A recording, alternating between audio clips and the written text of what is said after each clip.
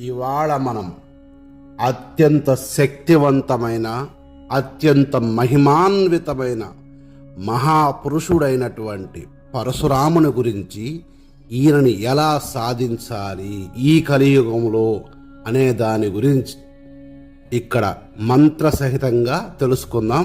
ముందుగా ఎవరు ఈ పరశురాముడు అనే విషయాన్ని కొంతలో కొంత వివరించుకుందాం.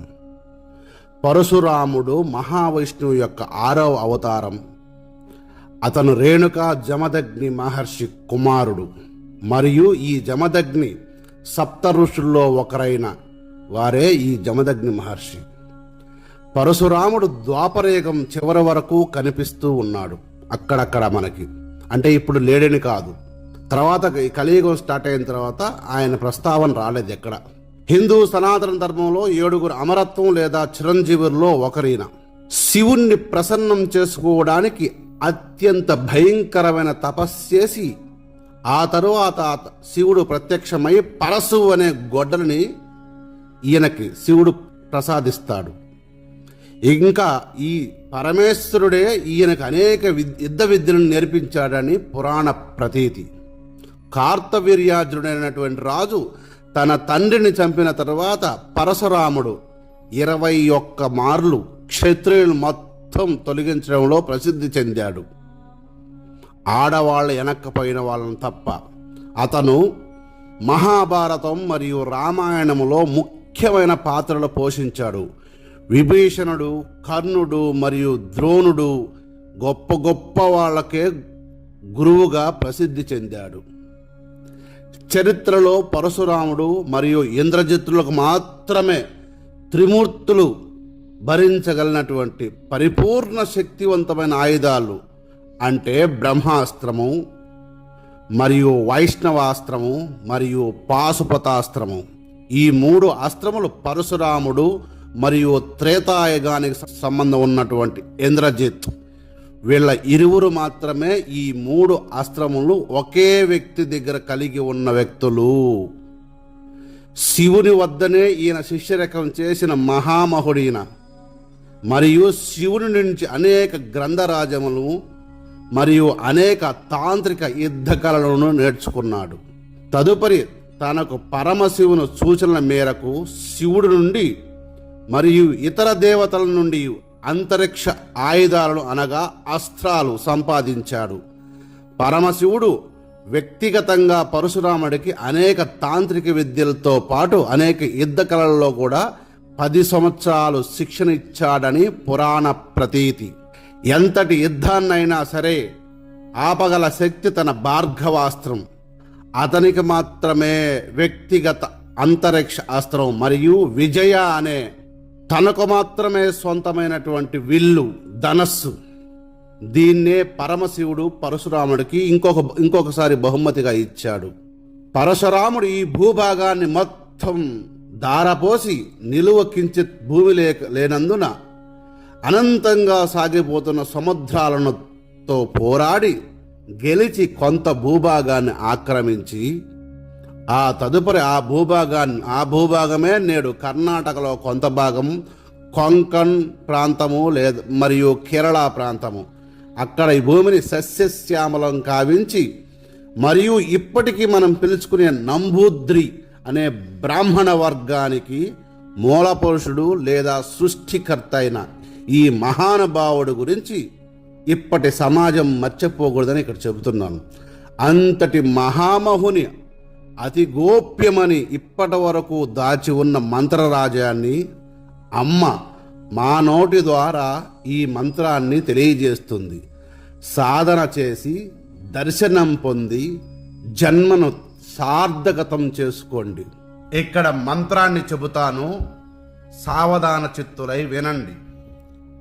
ర్లం ర్లాం బ్లిం బ్లీం భార్గవరామో గ్లిం గ్లీం క్షత్రియాంతకో బ్లం బ్లాం మమ దర్శయ దర్శయ హ్రీం ఓం స్వాహ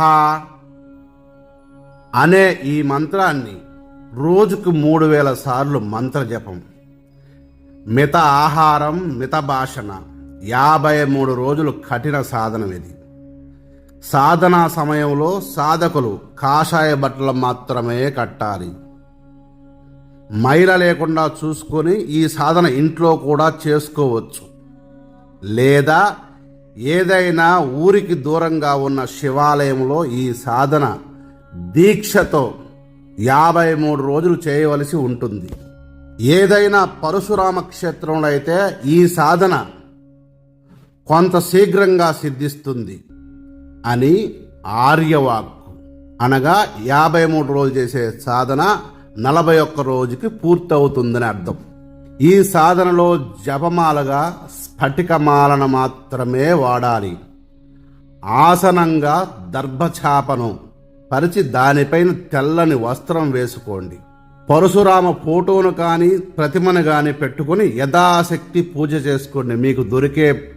మీకు ఆ చుట్టుపక్కల దొరికే పూలు ఏవైనా తీసుకొని నైవేద్యంగా పటిక బెల్లం అనగా కలకండ మాత్రమే నివేదించండి.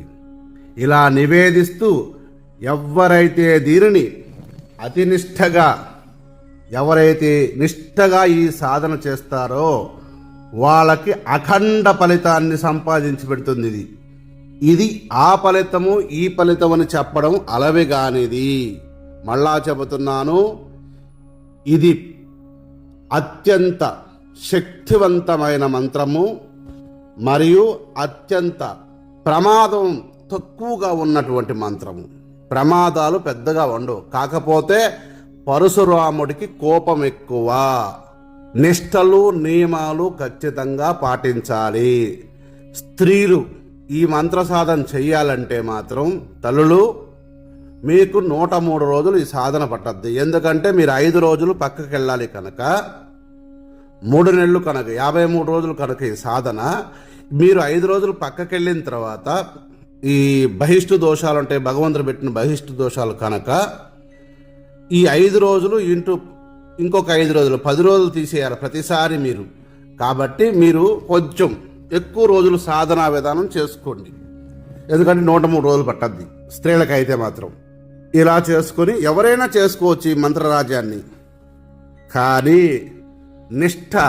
నియమనిష్టలు ఖచ్చితంగా పాటించాల్సిందే. మీరు గమనించుకొని ఈ మంత్రాన్ని మళ్ళా మీరు జాగ్రత్తగా చేసుకోండి. మళ్ళా ఇంకోసారి మంత్రం చెప్తాను, వినండి.